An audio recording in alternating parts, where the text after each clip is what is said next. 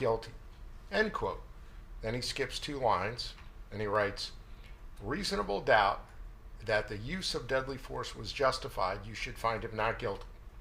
And then he signs it and he dates it. Now, I really have no idea what that means, but I think we should probably just have me reread the instruction on justifiable use of deadly force again.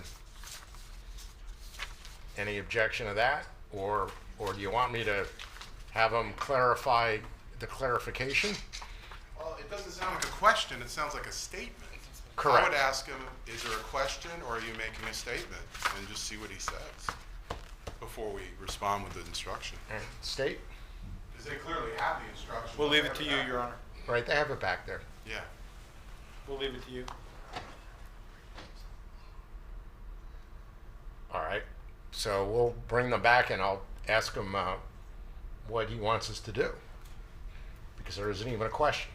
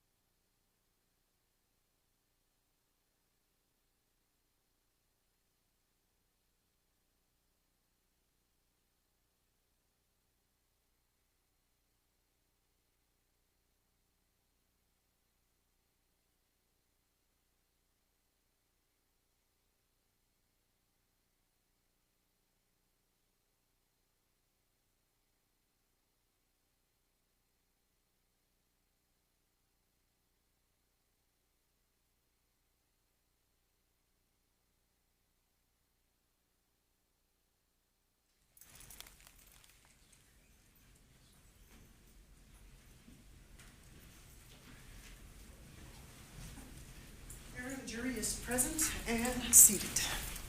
All right, Mr. Kleinman, you're the one who wrote this? Is that correct? Yes. Okay. And it says clarification, quote, if in your consideration of the issue of self-defense you have a reasonable doubt on the question of whether Michael Draco was justified in the use of deadly force, you should find him not guilty, end quote. And you skip a couple lines and it says reasonable doubt that the use of deadly force was justified, you should find him not guilty. And what exactly would you like from the court? So, we had trouble understanding that statement because it doesn't, I guess it just doesn't make sense to us. Okay. Well, I'm just going to do this, okay? I'm going to reread the justifiable use of deadly force instruction. Legally, that's really all I can do, okay? So I know you have it back there. I know you've heard it before. I know you're probably going over it, but that's all that I can really do, okay? It is a defense to the crime of manslaughter if the actions of Michael Draca constituted the justifiable use of deadly force.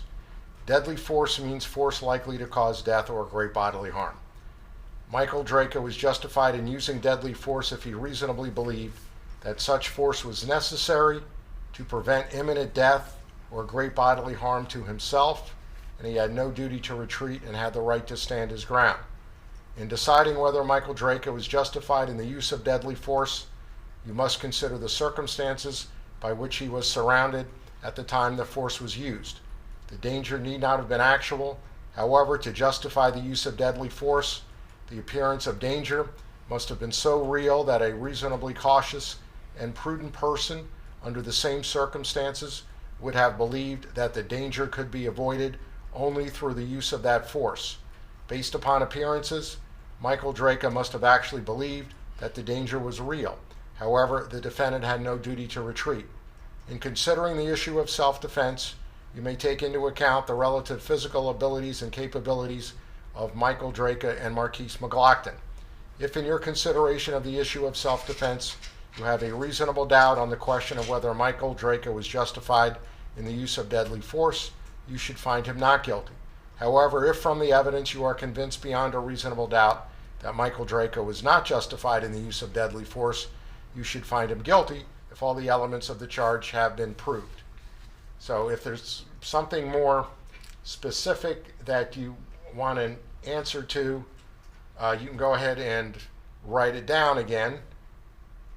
But I don't think I'm really going to be able to expound on what the instructions are legally.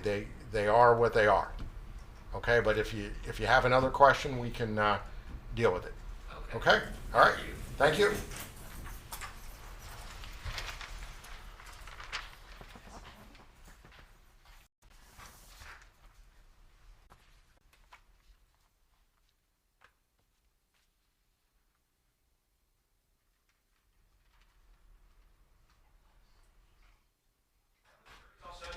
All right, we'll be in recess until the call of the jury.